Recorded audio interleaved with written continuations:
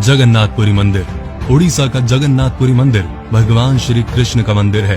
अगर आपको ना पता हो तो मैं आपको बता दूं कि चारों धाम में से एक धाम है ये मंदिर। ये पवित्र मंदिर पूरी दुनिया में मशहूर है और हर साल इस मंदिर के दर्शन के लिए दुनिया के कोने कोने से लोगों की भीड़ लग जाती है।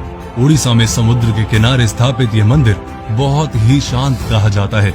मंदिर के बाहर जो सागर की लहरों का शोर बहुत जोर जोर से सुनाई देता है ना, वो इस मंदिर में आने के बाद किसी भी तरह की सागर की लहरें या कोई आवाज नहीं सुनाई देती, जो कि बहुत ही आश्चर्यजनक बात है। मंदिर के प्रसाद में नहीं आती कोई कमी। मंदिर के अंदर पकाया जाने वाला प्रसाद कभी भी कम नहीं होता।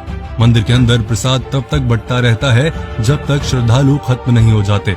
यहाँ डेली हजारों और लाखों की संख्या में श्रद्धालु आते हैं, जिनके लिए डेली लंगर लगाया जाता है। इस लंगर में भी कभी कोई कमी नहीं आती, जिसका कारण है इस मंदिर की रसोई में छिपा रहस्य। दरअसल इस मंदिर में प्रसाद पकाने के लिए 7 किस्म के बर्तनों को एक साथ पकाने के लिए रखा जाता है। लेकिन हैरान करने वाली बात यह है कि इसमें सबसे ऊपर रखे हुए बर्तन में प्रसाद सबसे पहले पकता है, फिर उसके नीचे रखे बर्तन में। भगवान को चढ़ाने वाला महाप्रसाद को बनाने के लिए 500 रसोइये, 300 उनके सहायक यानी 800 लोग काम करते हैं।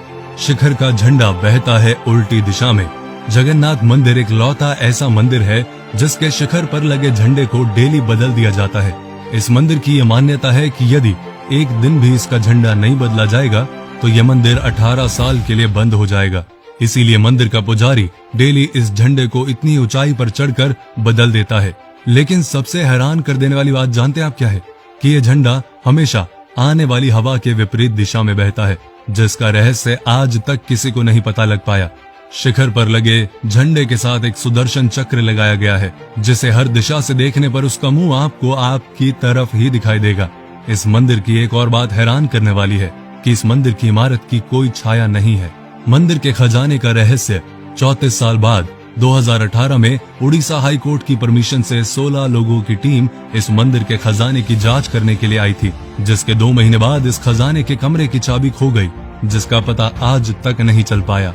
जांच करने वाली टीम ने रतन भंडार के रक्षक की मूर्ति की शपथ लेकर जांच शुरू की थी कि वहां की किसी वस्तु को और खजाने को वो हाथ नहीं लगाएंगे। उनका काम केवल सुरक्षा की जांच करना था। इस मंदिर के बारे में ये भी कहा जाता है कि इस मंदिर का निर्माण 7वीं सदी में किया गया था। अब तक ये मंदिर 3 बार टूट चुका है। 1174 ईस्वी में इस मंदिर को दोबारा अनंग भीमदेव ने बनाया था। कहा जाता है कि राजा इंद्रदेवमान को सपने में भगवान विष्णु ने दर्शन दिए और कहा कि नीलांचल पर्वत की एक गुफा में मेरी एक मूर्ति है जिसे नील माधव कहते हैं। उस मूर्ति के लिए एक मंदिर बनवाकर स्थापित कर दो। जिसके बाद राजा के सेवक नील माधव की मूर्ति को एक कबीले से चुरा लाए जो इस मूर्ति की पूजा करते थे। लेकिन मूर्ति चुराने के कारण नील माधव की मूर्ति नाराज होकर वापस चली गई और राजा से वचन देकर गई कि वो वापस जरूर आएंगे, लेकिन पहले वो उनके लिए मंदिर बनवाए। राजा ने मंदिर बनाया और भगवान विष्णु से आने की विनती की। भगवान विष्णु ने कहा कि पहले समुद्र में द्वारिका से तैरकर आ रहे पेड़ का बड़ा टुकड़ा उठा कर लाओ और उससे मेरी मूर्ति बनाओ। राजा के काफी कोशिश करने के बाद भी वो टुकड़ा ना उठा पाए, जिसके बाद राजा ने उसी कबीले के मुखिया से मदद मांगी और पेड़ का टुकड़ा उठा लाए, लेकिन कोई भी उससे भगवान की मूर्ति ना बना सका। जिसके बाद विश्वकर्मा भगवान एक वृद्ध व्यक्ति का रूप धारण कर आए और मूर्ति बनाने के लिए राजी हो गए। लेकिन उन्होंने एक शर्त रखी कि जब तक मैं मूर्ति ना बना लूं कोई भीतर ना आए।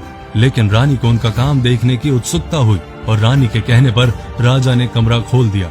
जैसे ही कमरा खुला तो वृद्ध व्यक्ति वहां से गायब हो गया और कमरे में 3 अधूरी मूर्तियां पड़ी थी, जिसे राजा ने भगवान की इच्छा मानकर ऐसे ही मंदिर में स्थापित कर दिया और आज तक उनकी अधूरी मूर्तियों की ही पूजा होती है। पुराणों के अनुसार इस मंदिर को धरती का वैकुंठ कहा जाता है। तो अगर आप भी इस मंदिर में गए हैं तो अपने एक्सपीरियंस कमेंट में जरूर शेयर करें, और अगर आप नहीं गए तो जैसे ही मौका लगे वैसे ही इस मंदिर के दर्शन करके आइए।